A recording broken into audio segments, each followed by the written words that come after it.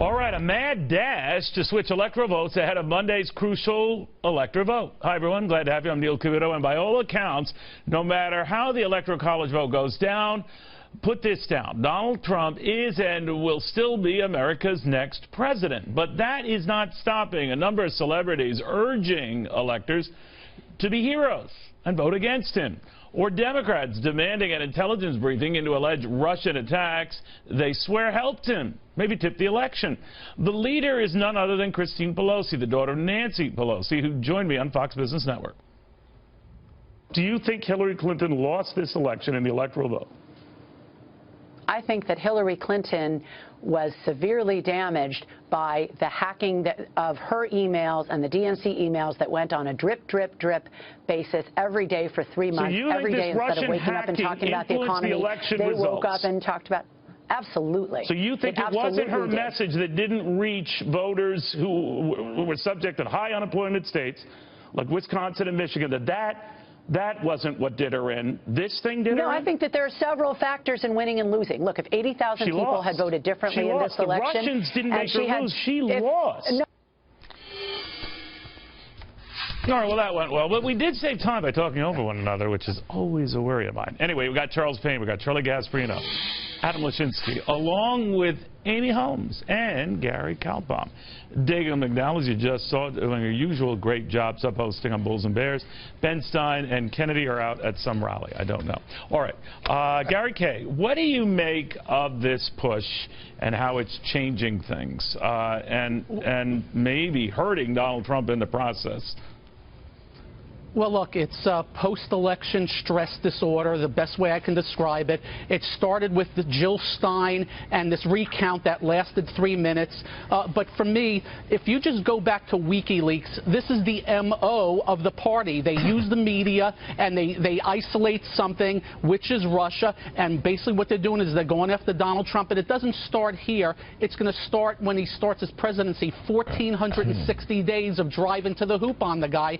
And there's nothing you can do about it, or day in, day out. All right, but they have to sway 37 electors, essentially. Can they do that? No. I had the misfortune of interviewing Mrs. Pelosi as well. I can tell you.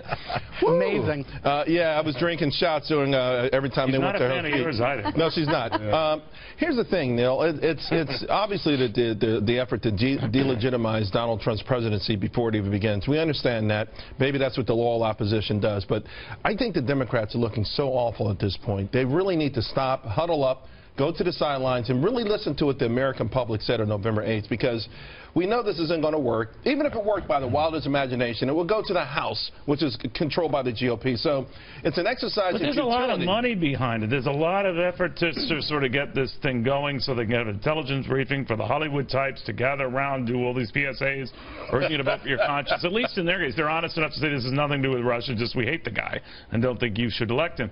But, you know, if you think about it, Charlie Gasparino, I mean, if a company went through these extremes and excuse-making over election results or over the launch of a bad product, right, quarterly results, and not address the truth, I mean, the whole staff would be fired. Well, not only that, the analyst community, i.e. some of the voters for corporate America would be laughing the CEO out of his job.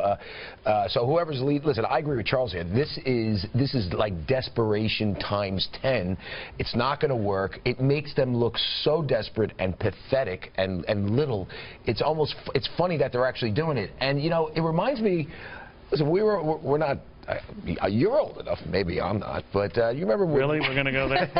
Richard Nixon, Kennedy, right? I mean, there was legitimate evidence that the mob gave the election to JFK and not Richard Nixon. And Richard Nixon, of all people, did the classy thing and said, you know what? I'm not going to put the country through. I've heard that analogy used sometimes, and of course, John Kennedy, whatever the closest popular vote, had a huge lead in the electoral vote. Correct. But having said that, and it's a good point, but I mean, the bottom line is here, is the goal that to make Donald Trump damaged goods and coming in to make him a damaged president. I think that's exactly right. We've heard the Jill Stein recount. We're hearing now the Russia hacking, all of these reasons. But Democrats aren't listening to Bill Clinton, who actually criticized the Hillary Clinton campaign for not going to Wisconsin. Hillary Clinton did not visit Wisconsin once. That blue wall fell not because of the Berlin Wall, but because of Hillary Clinton's own campaign tactics. And I would say that, in fact, Democrats are proving Donald Trump's point, which is that the elites have been in charge. The elites are trying to now drive the narrative, drive the way that we consider our president. And Donald Trump, he went to the people. He went to the Rust Belt. He got those votes. Remember all the criticism he got from going to almost say, like, you're wasting your time? And also, do you remember on November 7th, we were told that if Donald Trump lost and did not accept a peaceful transfer of power, that this would be undermining democracy? Well, now look who's doing it. Well, you know, Adam, I want to go back to something Charlie Gasparino and I talked about in this money theme, and you're wasting a lot of money and time a company did this and ignore the results or blame it on weather or whatever.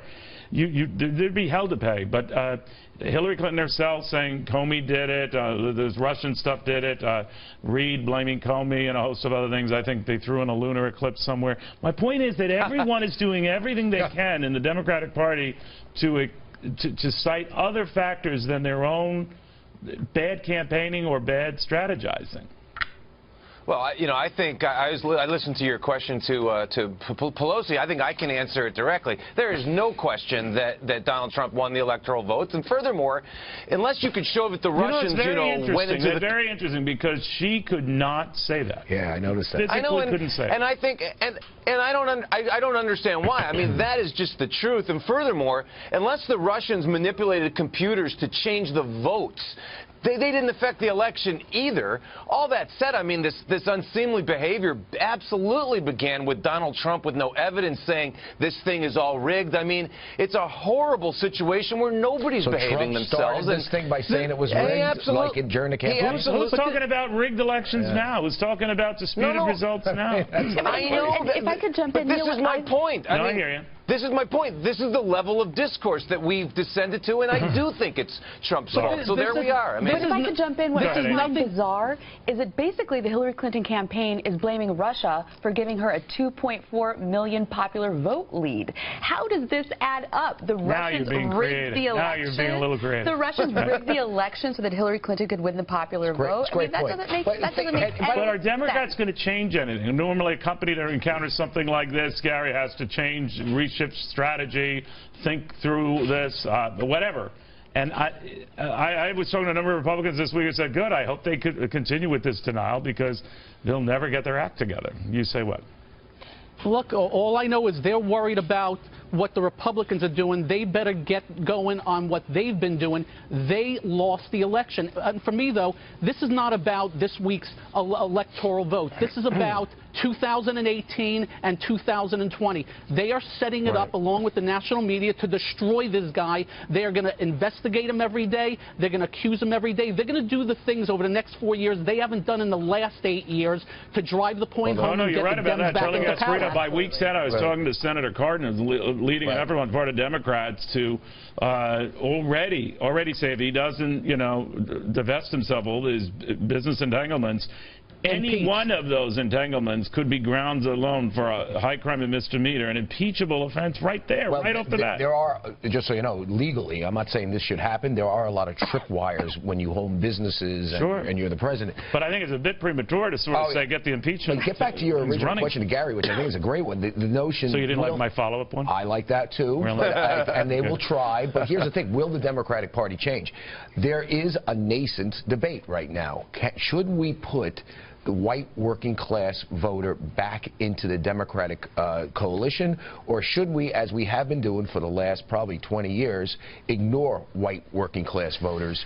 Bill Clinton's answer was no. Was no, and he got it. What is Charles Payne's answer? Hillary Clinton's answer in 2008 was no as well. My answer is, honestly, Hillary Clinton didn't take any rural voters into account, to be quite frank with you. She took the whole thing as a coordination, and it blew up in her face. And it's so far, the post-election moves with Ellison, Pelosi, the mother, just show that these guys are not listening to the message of the people. Bottom line, they are tone deaf and making a huge mistake. But black voters stayed home. White working class. I'm still saying that, but they weren't motivated to go out because entertaining Keith Ellison to be the DNC chair. I mean, this is obviously tone deafness. Yeah, no, I understand. All right, I think Charlie and I, Gasparino, were more up on the black vote, really. Really?